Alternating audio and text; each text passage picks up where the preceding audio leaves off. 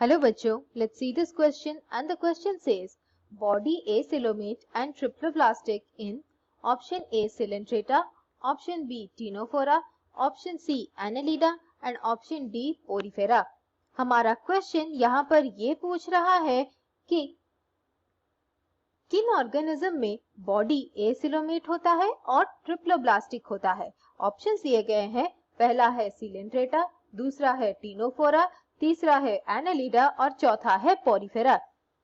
हमारा की कॉन्सेप्ट इस क्वेश्चन के लिए ये रहेगा कि बॉडी ऑर्गेनाइजेशन में क्या क्या फीचर्स होते हैं और बॉडी ऑर्गेनाइजेशन में हमें जानना है बॉडी वॉल के बारे में और बॉडी कैविटी के बारे में।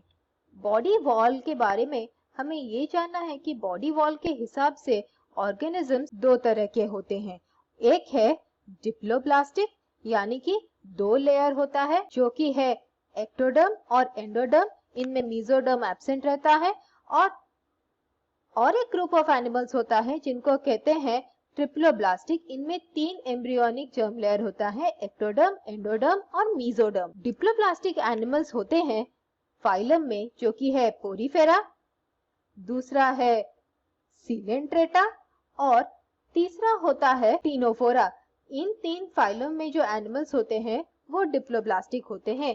टीनोफोरा के बाद जो ऑर्गेनिजम्स होते हैं वो सारे ट्रिप्लोब्लास्टिक होते हैं, यानी कि उनमें तीन जर्म लेयर्स होती हैं, जैसे कि वो शुरू होती है प्लैटीहेल्मिन्थेस से और खत्म होती है कॉर्डेटा पर। इनके बीच जो भी एनिमल्स आते हैं वो सारे ट्रिप्लोब्लास्टिक होते हैं, यानी कि इनमें तीन जर्म लेयर होती हैं, एक्टोडर्म, एंडोडर्म और मेसोडर्म। फिर हमें जानना है बॉडी कैविटी के बारे में।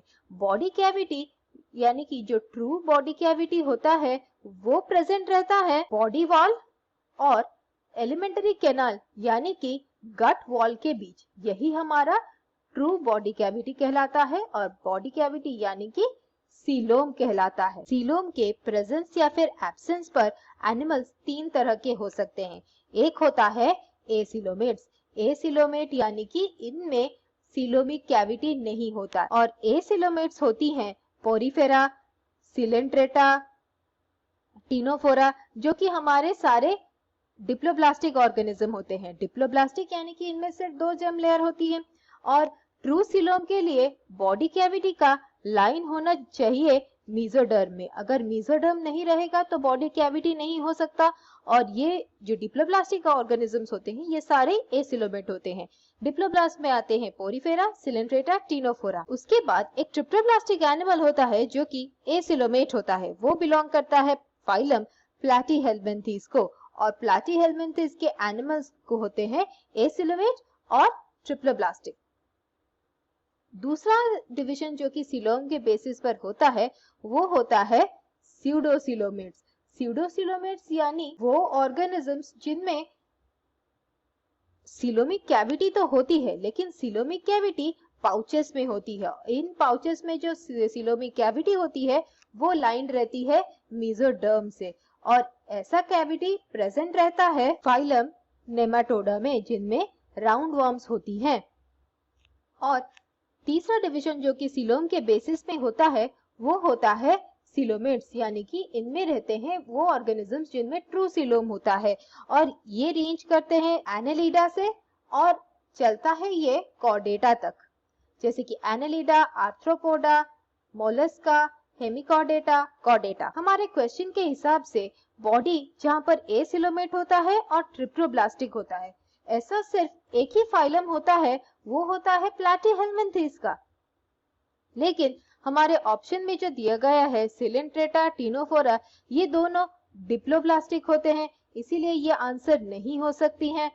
और पोरिफेरा भी डिप्लोब्लास्टिक होता है और एसिलोमेट होता है, इसीलिए ये भी आंसर नहीं हो सकती। और एनालिडा यहाँ पर ट्रिप्लोब्लास्टिक है लेकिन यहाँ पर ये एसिलोमेट नहीं होता। एनालिडा में ट्रू सीलोम प्रेजेंट रहता है। आंसर होना चाहिए प्लैटीहेल्मिन्थेस, क्योंकि प्लैटीहेल्मिन्थेस एक ऐसा फाइलम है जिनमें ट्रिप्लोब्लास्टिक बॉडी ऑर्गेनाइजेशन तो है, उसके साथ इनमें सीलोमिक कैविटी नहीं होती। एनालिडा आंसर नहीं हो सकता।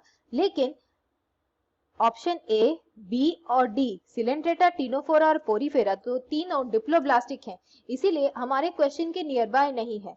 हमारे क्वेश्चन से एक फीचर मिलता है एनालिडा का जो कि है ट्रिप्लोब्लास्टिक, इसीलिए near by answer option C हो सकता है। I hope you understood the solution. Thank you and all the best.